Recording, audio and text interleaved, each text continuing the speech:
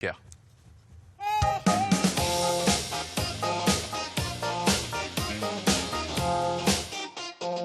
Nous sommes, écoutez bien, avec le plus jeune président associatif de France, Éric Possiello. Bonjour, rebonjour Éric. Bonjour.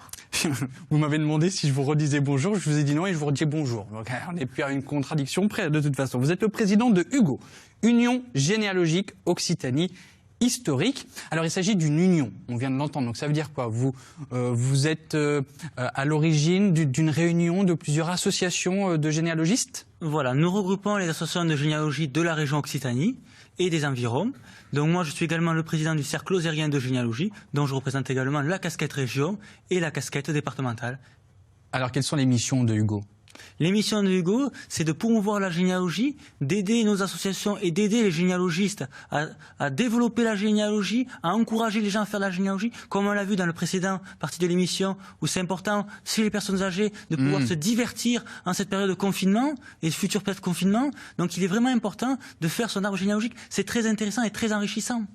Sauf que ça ne concerne pas que les seniors, ça peut concerner toutes les tranches d'âge. Absolument, nous avons des outils... Regardez-vous par exemple. Tout à fait, moi en cas exemple, nous avons le registre traditionnel et nous avons également les sites internet qui sont disponibles. Donc on a deux façons de voir la généalogie. On a la généalogie numérique avec les sites internet et la généalogie traditionnelle où on peut aller à l'institution. Et vous avez donc des gens de quel âge alors? On a tout horizon d'âge, principalement des gens un peu plus âgés, parce qu'il faut avoir un peu plus de temps, parce que c'est vrai que ça demande du temps et de la recherche, et donc ça demande un certain temps, et c'est vrai que... Mais on a aussi quelques jeunes qui se développent, parce que c'est intéressant et c'est enrichissant personnellement.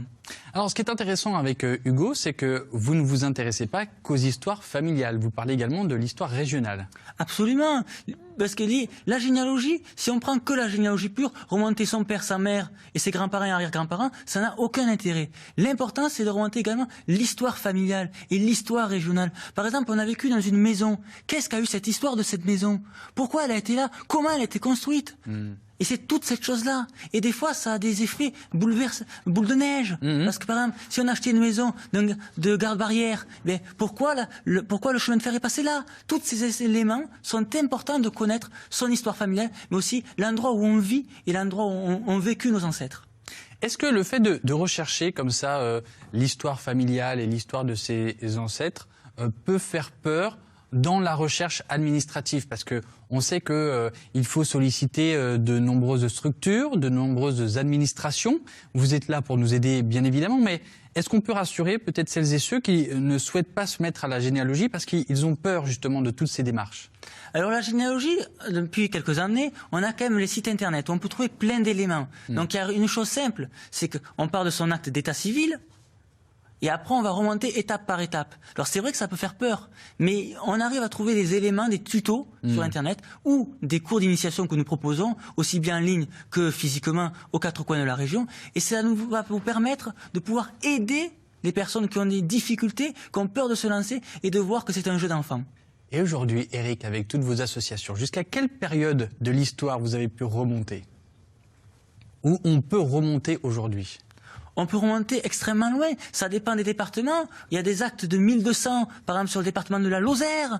Il y a des actes qui peuvent être moins loin sur notre département. Tout dépend du département, comment les documents ont été conservés. Et quand on a parlé de bien vieillir, mais aussi le document, il faut qu'il vieillisse aussi correctement. Et donc il y a des procédures de conservation. Comme on peut le voir, ce document ici-là, il doit être conservé. Il doit être entretenu pour qu'il puisse être préservé. Qu'est-ce que vous avez là? C'est un registre? C'est un registre de baptême. D'accord. Et donc, en fait, il répertorie toutes les personnes qui ont été baptisées quoi, au sein d'une église? Au sein d'une communauté paroissiale. Ah, d'accord. Donc, une église, tout à fait. Et donc, alors, il faut quand même savoir déchiffrer tout ça. Ça aussi, ça peut faire peur. Et là, ça fait peur. Ça s'appelle de la paléographie. Ça s'appelle lire les écritures anciennes. C'est très intéressant, comme vous pouvez le voir derrière. On a plusieurs formes d'écriture. On a de la paléographie pour lire des BMS, baptême, mariage, sépulture. Et on a de la paléographie pour lire des actes notariés, donc du latin. C'est ce qu'on a là. Tout à fait. Voilà, très bien. Donc là, on peut savoir si on a été propriétaire d'une maison ou, comme vous disiez, pourquoi le chemin de fer traversait la maison. On peut apprendre ces choses-là.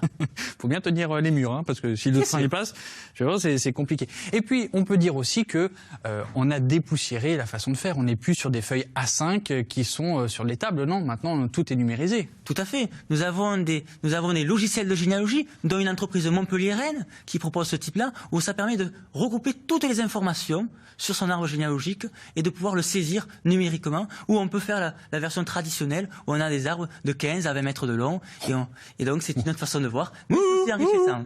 T'en es où Ok, 13e siècle, donc en Lozère, visiblement. Jean-Marc, Philippe, est-ce que ça vous intéresse? Est-ce que vous avez entrepris votre arbre généalogique? Moi, je suis de famille protestante. D'accord. Donc, effectivement, on a fait des recherches qui ont été à un moment un petit peu stoppées. Mais puisque les protestants, à un moment, n'avaient pas d'inscription sur l'état civil.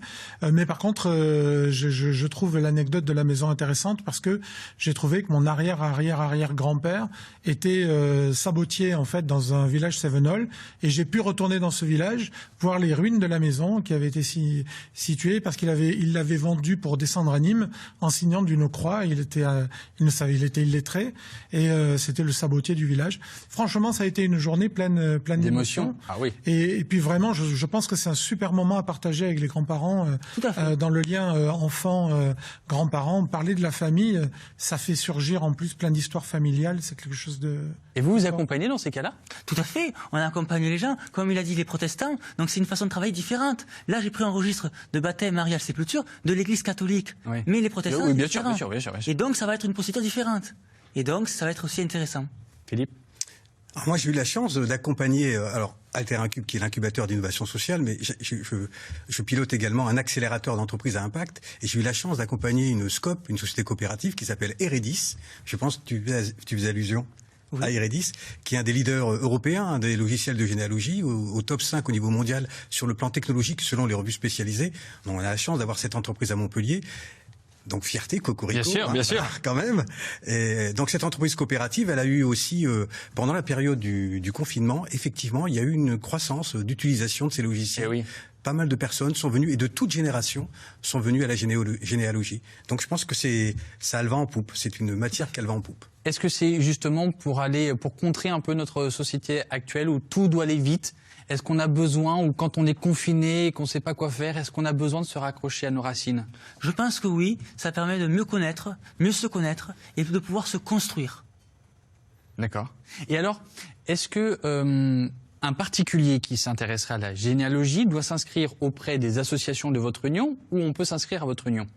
Alors, ils doivent s'inscrire à l'une de nos associations de notre union. D'accord. Et chaque association est là pour aider. Et vous chapeautez. Et voilà, et nous, on chapeaute et on aide les associations. Vous avez envie de vous y mettre? Rien de plus simple, vous allez sur le site de l'Union Hugo, c'est généalogie.free.fr. C'est juste ici. Merci infiniment, Eric, de nous avoir parlé de généalogie. Alors, est-ce que vous recherchez des bénévoles pour vous aider? Malheureusement, nous sommes toujours en pénurie de bénévoles, et c'est avec joie et avec plaisir qu'on accueillera tout bénévole, aussi bien toulousain que montpelliérain ou que lozérien. Alors, le site internet, bien sûr, de notre ami Eric, et puis voici d'autres conseils.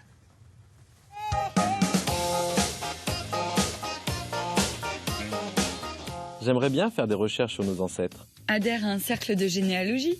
Près de 9 Français sur 10, 87%, sont intéressés par la généalogie.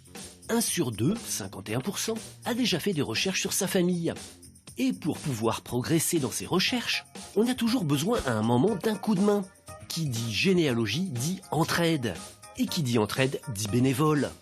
Aujourd'hui, le cœur de l'activité en généalogie se passe sur Internet et sur les réseaux sociaux. Le fil d'Ariane ou l'Arbre sont des réseaux qui regroupent des centaines de bénévoles qui échangent, partagent et s'entraident. Julien, 27 ans, est mordu de généalogie depuis son adolescence. Et son plaisir, c'est aussi d'aider les autres dans leurs recherches. J'ai constitué pour ma commune un fonds iconographique de près de 2000 clichés allant de la fin du 19e jusqu'à nos jours. Bien souvent, dans les familles, les photos passent de main en main et parfois disparaissent ou parfois sont stockées à des endroits où on ne s'y attend pas. Le fait de constituer un fonds iconographique pour la commune permet aux gens de venir et de le consulter et parfois de retrouver leurs ancêtres, ce qui est pour moi une véritable satisfaction. Vous aussi participez à l'entraide entre généalogistes amateurs, rejoignez un cercle.